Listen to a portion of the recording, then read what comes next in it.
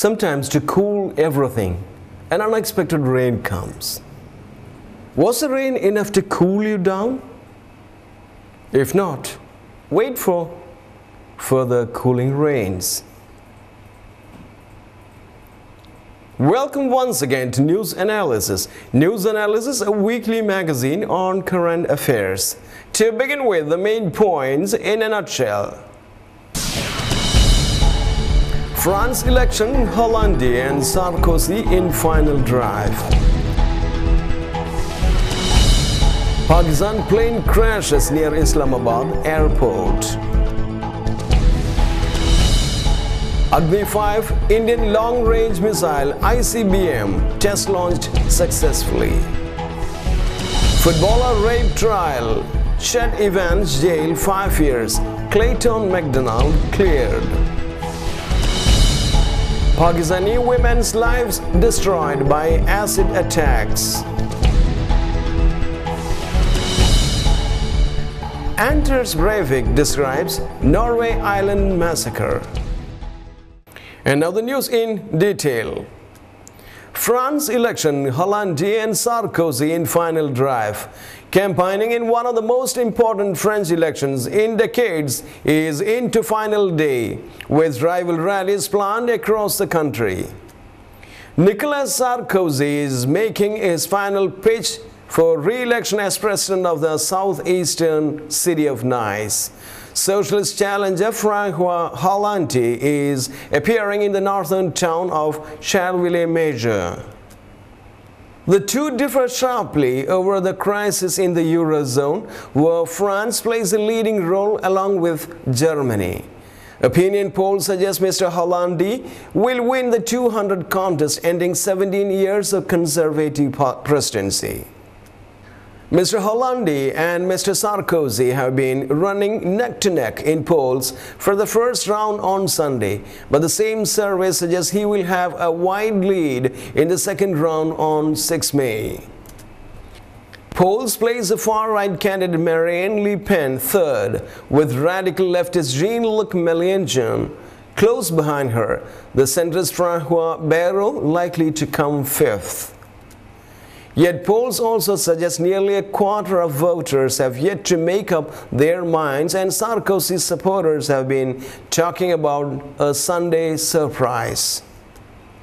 Economic focus campaigning has focused on the economy, with Mr. Sarkozy boasting of good economic growth in 2011 despite unemployment at 10%.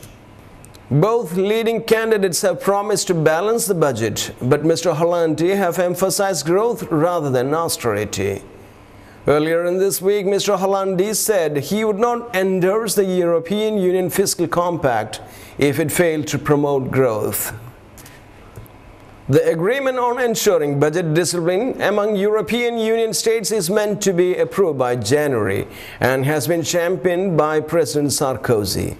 Mr. Hollande told Europe One Radio on Friday that the country's budget woes were the result of 5 years of Mr. Sarkozy's policies and called for concerted European action to revive growth. The important thing is to put our public finances in order, he said. They have been turned completely upside down these past years due to irresponsible fiscal policy and the crisis. He called for the European Central Bank (ECB) to take a radically different role by lending directly to the troubled Eurozone states rather than to banks, and by keeping interest rates low. The ECB is barred by law from purchasing government debt directly, the no bailout cause, and some economists argue that such a move would risk easing the pressure for governments to balance their budgets.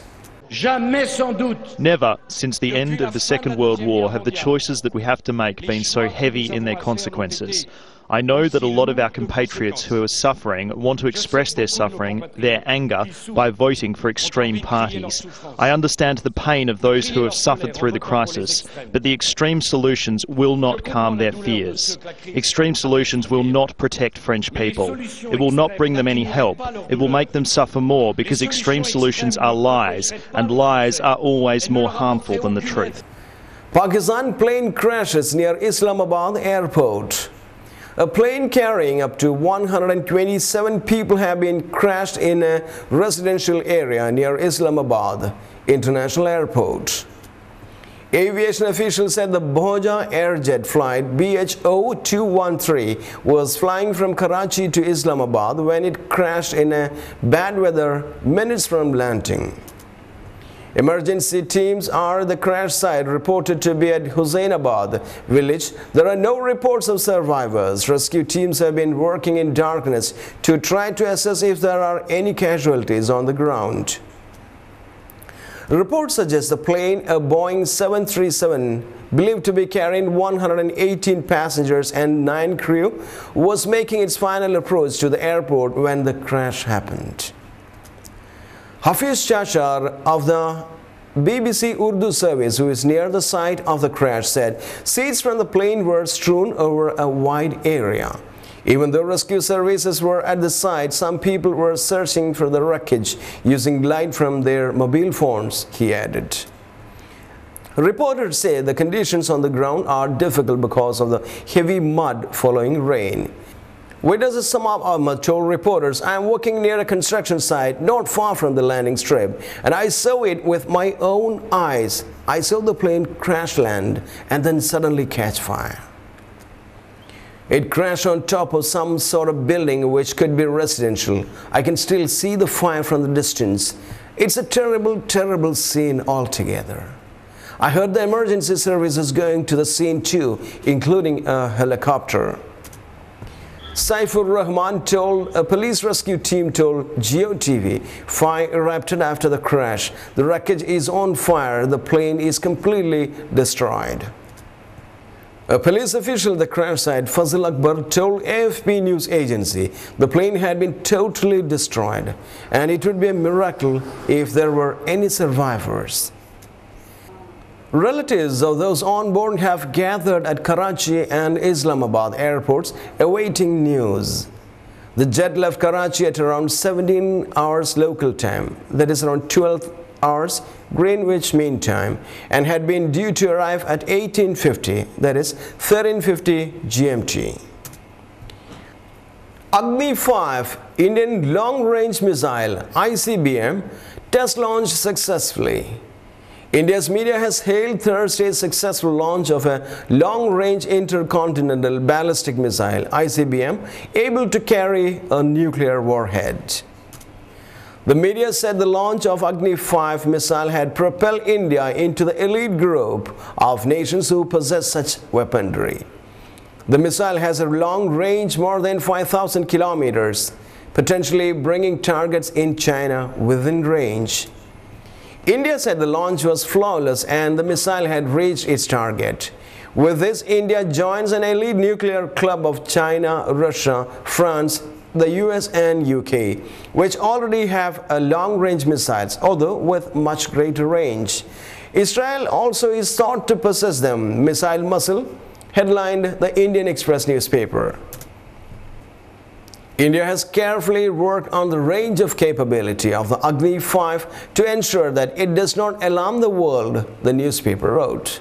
The revealed range of 5,000 km makes it an LRBM, long-range ballistic missile, something that does not carry the more sinister connotation of an ICBM, an intercontinental ballistic missile, which would have had a range of over 5,500 kilometers.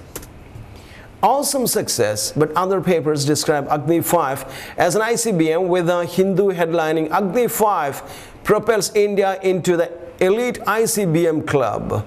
However, responsible possession of nuclear-armed missile for the purpose of deterrence also requires working assiduously to remove sources of friction that can erupt into open conflict, the newspaper said in an editorial.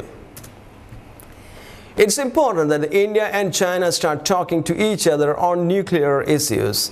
The pioneer described the launch as an awesome success. Whatever China says, the fact remains that Agni V has rattled that country. The bare truth is that China has now to deal with India as a major player in missile technology. And it's not just China, but also the rest of the world which has to come to terms with India's newfound status. The Asian Age said the launch had opened up options for India, and that the most remarkable thing about it is that it is entirely indigenous. The Times of India said the Agni V had helped India roar into the elite ICBM club. India can, however, sit at this high table only when the Agni V, which just about meets the 5,500 kilometer ICBM benchmark, becomes fully operational after the 4 or 5 repeatable tests. The newspaper continued. Analysts say the Agni, meaning fire in Hindi and Sanskritam, missile family is to be cornerstone of India's missile-based nuclear deterrent. The Agni V is 17.5 meter tall, solid fuel, has 3 stages and a launch weight of 50 tons. It costs more than 2.5 billion rupees, means $480 million to develop. Football rape trial, Chet Evans jailed 5 years, Clayton McDonald cleared. Footballer Chet Evans has been jailed for 5 years for raping a 19-year-old woman, while another player, Clayton McDonald, had been cleared. Wales and Sheffield United striker Evans, 23, was convicted by a jury at Caernarfon Crown Court.